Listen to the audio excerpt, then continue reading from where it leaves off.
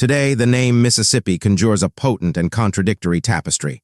The soulful birth of the blues, the lush fertility of the Delta, a crucible of the civil rights movement, and the lingering shadow of a troubled past. But to step into the 19th century in Mississippi is to witness not an evolution, but a violent and definitive forging. This is a century where the land itself was reshaped, where colossal fortunes were conjured from cotton and human suffering, and where the very idea of America was pushed to its breaking point and painfully reassembled. It is a story written not in the language of gentle change, but in the stark ink of the auction block, the desperate script of the fugitive, the blood-soaked ledgers of war, and the bitter clauses of a failed peace. This is the story of a frontier that became an empire that became a tomb, and a society that spent a century trying to escape the ghost it had created. Our story begins not with a state, but with a fever. The year is 1800. The Mississippi Territory is a vast, green, and fever-ridden expanse, carved from lands taken from the Choctaw and Chickasaw nations. Its western border is the great, muddy serpent of the river itself, its lifeblood and its highway. To the east, the United States is a young nation, hungry for land. Here, the frontier is a dense tangle of cane brakes, towering cypress swamps, and dark, fertile soil. It is inhabited by powerful indigenous nations and a scattering of American settlers, rugged, ambitious, and often lawless men clustered in tiny settlements like Natchez and Greenville. They live in the shadow of empires, with Spanish Florida to the south and French influence lingering. But the prize is clear: the land. And the key to unlocking its wealth is not gold, but a plant. A white, fluffy bowl that demands warmth, sun, and an endless supply of labor. The first great pivot arrives on a paddle wheel. In 1811, the steamboat New Orleans makes its maiden voyage down the Ohio and Mississippi rivers. Its significance is as monumental as its belching smoke. Suddenly, the immense, sluggish river becomes a two-way street. Before, flatboats could carry goods down to New Orleans, but the return trip was a months-long, arduous trek.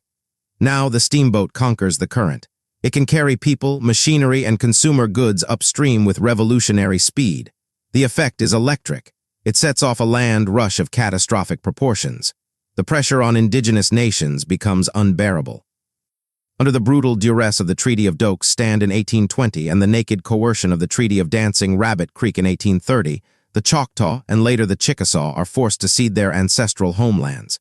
They are marched west on the horrific Trail of Tears, a journey of disease, exposure, and death, making room for the Cotton Empire. The land is cleared, surveyed, and sold. The frontier is now open for business. And what a business it becomes.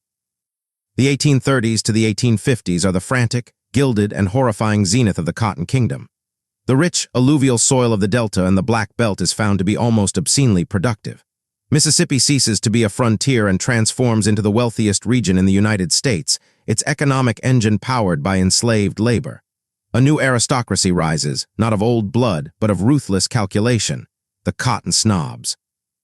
They build Greek revival mansions with columned porticos in towns like Columbus and Holly Springs, monuments to a prosperity rooted in the auction block of the Forks of the Road in Natchez, one of the largest slave markets in the South. The air in these markets hangs heavy with the scent of fear and cheap perfume, used to mask the sweat of terrified men, women, and children being inspected like livestock. The entire social structure is a rigid, terrified pyramid. At the apex, the planter oligarchy.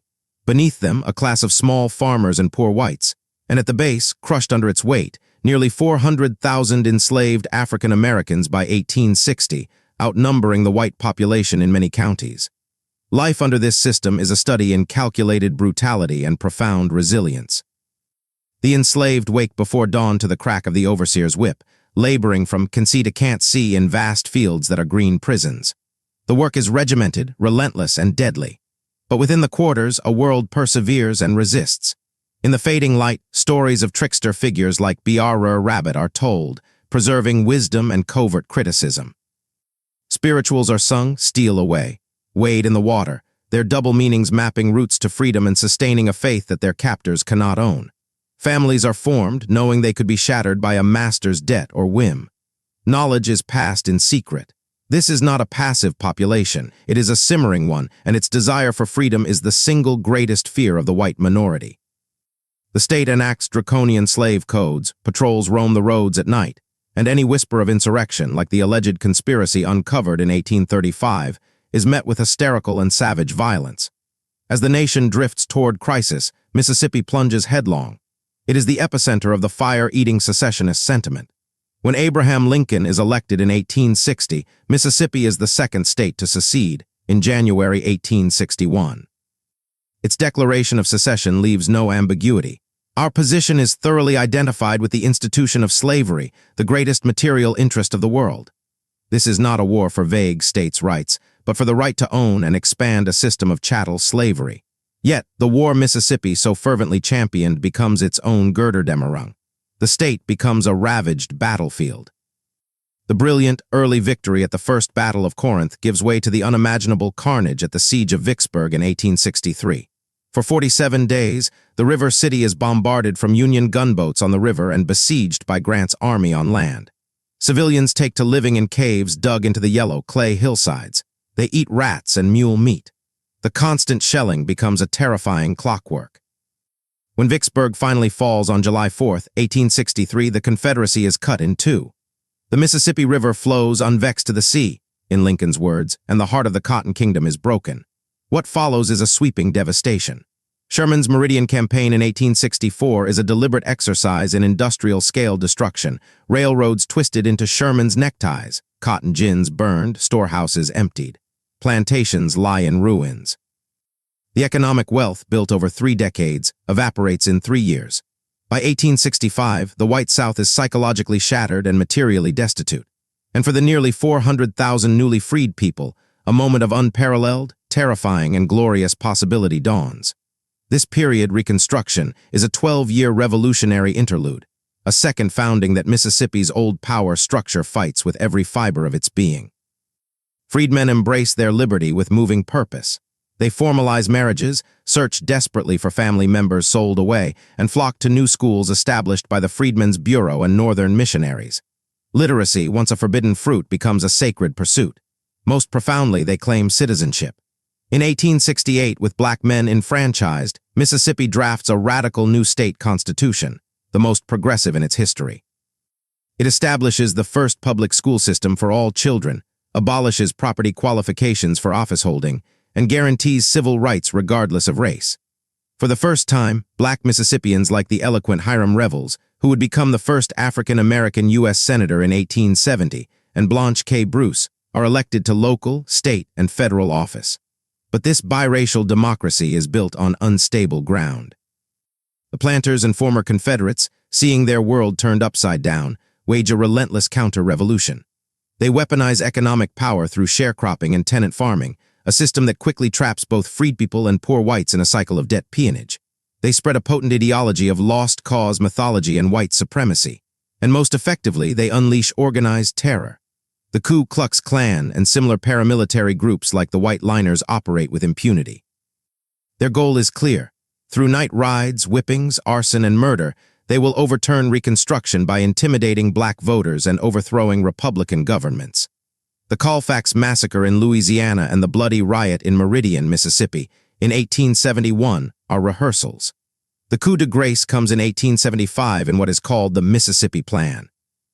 In a coordinated campaign of economic coercion, ballot box stuffing, and outright political assassination, like the murder of the brave black state senator Charles Caldwell in Clinton, white Democrats redeem the state. They seize control of the legislature through violence and fraud, effectively ending Reconstruction in Mississippi 2 years before the federal compromise of 1877. The Redeemer government moves swiftly to cement its victory for the century. They slash funding for public education, especially for black schools. They pass the first Jim Crow laws, legally segregating railroads and public spaces. And in 1890, they convene a constitutional convention with the explicit purpose, as Convention President S.S. Calhoun stated, to eliminate the Negro from politics. The resulting 1890 Constitution is a masterpiece of disenfranchisement. It institutes a poll tax, a literacy test, and an understanding clause that gives white registrars arbitrary power to disqualify black voters. The effect is immediate and total. Where over 90% of eligible black men were registered in the late 1860s, by 1892, the number plummets to below 6%. The political revolution of Reconstruction is annihilated. Mississippi becomes a one-party white supremacist state, a closed society that will maintain this rigid control for the next 70 years. And yet, Even as the political door slams shut, the cultural spirit of those once enslaved begins to give the world an unparalleled gift. In the 1880s and 1890s, in the very fields where they once toiled under the lash, and in the new levee camps where they labor in isolation, Black Mississippians create a new music. It is born from field hollers, work songs, spirituals, and the rhythmic complexity of African traditions. It is music that speaks of back-breaking work, treacherous lovers, and the loneliness of the road, but also of an irrepressible will to endure and express. They call it the blues. In the hills of northern Mississippi, musicians like the itinerant Charlie Patton are forging a raw, rhythmic style. This sound, born from the ashes of the failed Reconstruction and the harsh realities of Jim Crow, will travel up the river to Memphis and Chicago and eventually captivate the world. It is Mississippi's most profound and enduring export, the sound of sorrow transformed into art.